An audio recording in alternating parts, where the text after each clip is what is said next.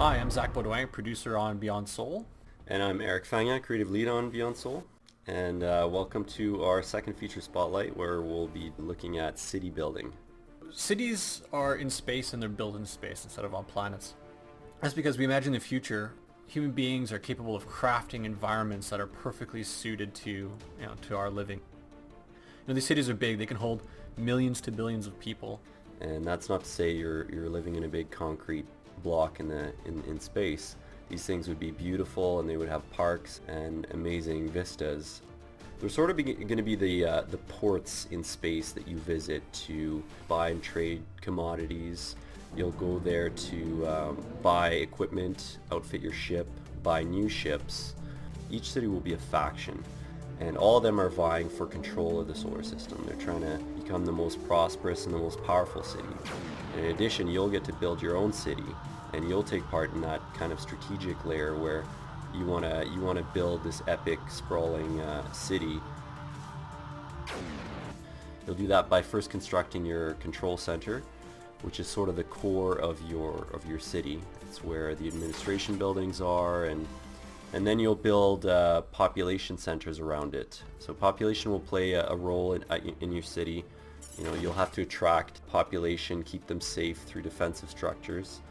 In addition, we're going to have commercial buildings like the market, which will allow traders or other players to come to your city and buy and sell commodities in a dynamic economy. And then we'll have corporate buildings. So for example, a corporation might come and set up a shop in one of your corporate buildings, and then they'll start selling missile launchers and a certain type of ship. We're going to have all sorts of corporations in the game that you can attract to your city. We're going to have different docking pads. We have quite a few different ships in the game. Some are large dreadnoughts, some are small cruisers. And then we'll have a whole array of defensive structures. So shield generators, a bunch of different turrets. Some will be long-range missile launchers. Some will be small flak cannons, good against fast-moving ships. Others will be large, slow, particle cannons, good against really slow dreadnoughts. So the way you position them, which turrets you build, will make a huge difference when you have fleets attacking your city. You want to make sure that you've laid them out in a way so that when the attacks come, and they will, that your defenses can protect your core buildings.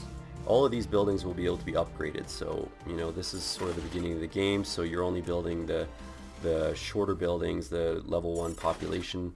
So your city will sort of over time develop a lot like you see cities develop on Earth right now, where they get this really impressive downtown core with really tall buildings, and that will be the core that you'll sort of want to protect. Everything we do in Beyond Soul is all multiplayer supported. Earlier in our play session here, Eric had been attacking me out in open space, and so I got away from him and I came back to the city here and I built it, and he's coming to find me so he can finish the job and take all my goods. And my city knows that he's hostile to me because he was fighting me earlier. He comes in range and my city just starts attacking him, just starts blasting him. And he realizes that he's just no match to take on the city, and he takes off. So that's an example of the PvP aspect, but we really want to allow players to cooperate in Beyond Soul. So if you have a city and you have certain corporations in your city selling certain goods, other players can come in and trade. Well, that's all the time we have to talk about cities and building today. Thank you for joining us. Thanks, and stay tuned next week for our next feature spotlight on ships and gear customization.